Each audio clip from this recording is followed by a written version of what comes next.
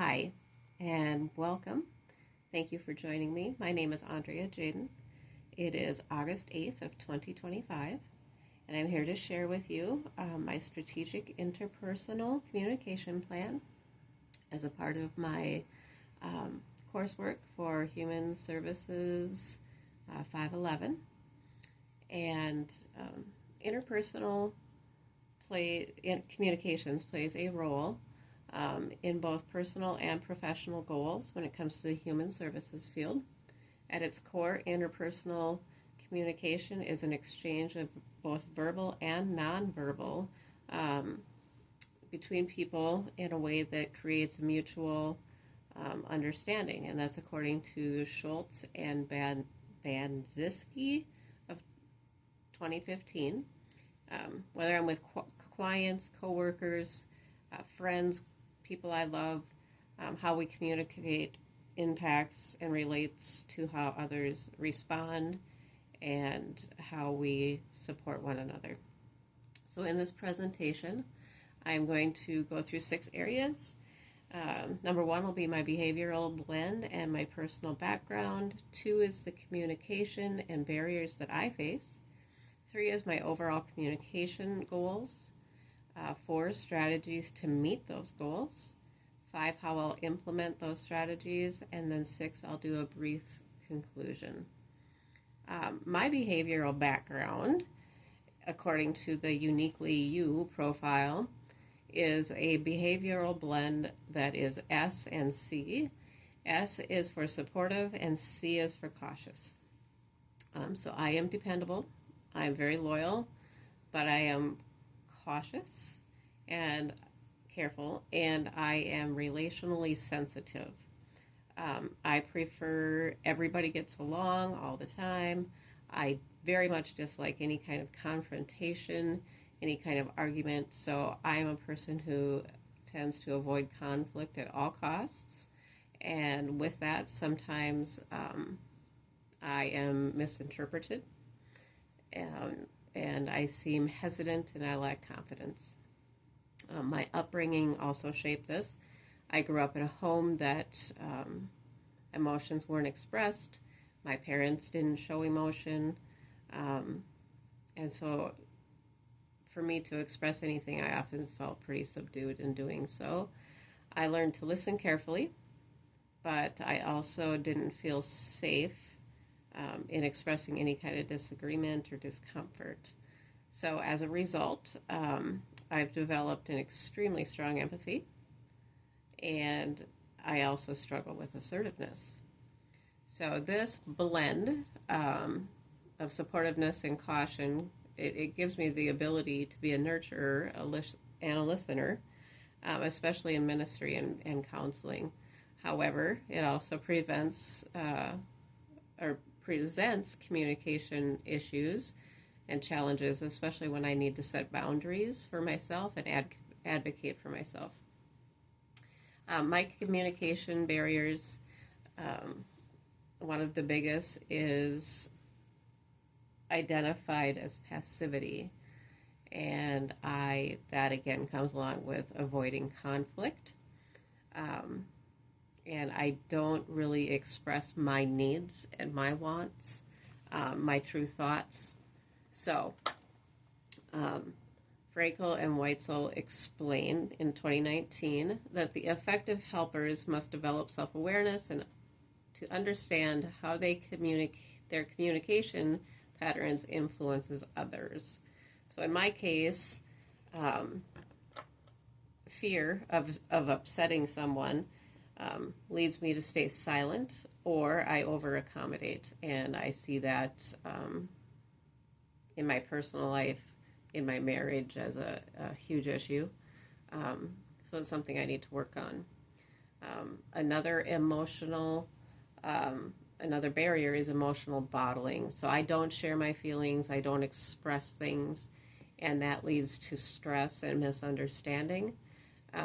According to Powers 2022, emotional communication plays a vital role in sustainability. Healthy workplaces, especially in people-centered fields like human services. So these habits hinder my communication, and it affects both my personal life and it could affect my professional life as well, especially with my coworkers or anyone who's looking for counseling help. So number 4 is my goals and my strategies. So my main goal is to develop a confident assertiveness in empathy and clarity. I've already have the empathy, so I think the clarity is going to be more what I need. I'm choosing this goal so I can grow as a counselor and communicate in truth and love. Someone who can model grace but also accommodate needs or communicate needs and set boundaries with people. This goal matters for my career, according to Peterson 2022. They write, good communication doesn't just solve problems, it deepens connection. And I believe that could be very, very true if I can open up and start to share that way. So to reach this goal, my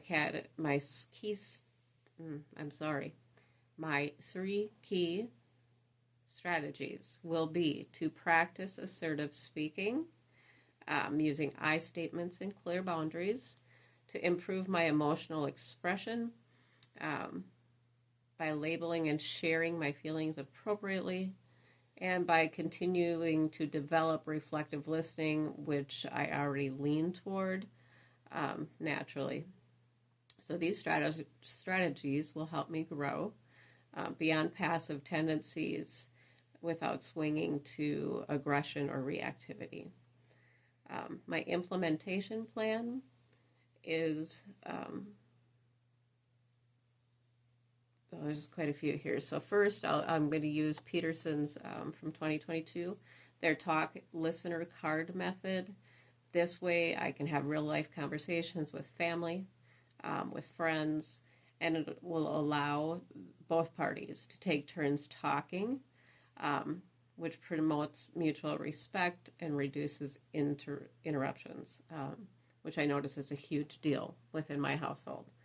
Second, I will journal my emotions daily and practice naming them out loud, even in private, just to normalize it.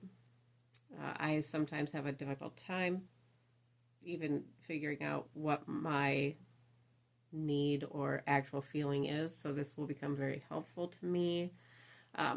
Schultz and Benzinski of 2015 emphasize that virtuous communication requires both truthfulness and humility. Third, I will practice assertiveness in low-stake settings. And from Frank and Weitzel in 2019, they used the DECS or DESC model, which is describe the situation, express your feelings, specify what you want, and then consequences, what will happen if things don't change. Fourth, I will invite someone to be accountable to. I have a trusted mentor, and I think that she will definitely help me in these areas. And I will rate myself on a scale of 1 to 10 each week on how I'm doing. Packard 2022 points out in their research that communication training, long-term growth happens when training is paired with intentional reflection and accountability. In conclusion, my interpersonality communication plan is both personal and it's professional, and it's going to be purposeful. I've shared my behavioral blend, identified my barriers, and crafted a goal to grow in confidence and empathetic assertiveness. My strategies include journaling, using unstructured tools like the DESC and talker listener cards. And I will be applying reflective listening with more intentionality. Through accountability and consistent application, I believe I'm going to grow to be more courageous and a much more clear communicator. So in relationship and especially in calling to help others. And I will leave you with Ephesians 4:15, which says, speak truth in love, growing in every way more and more like Christ. Thank you for watching my presentation, and God bless.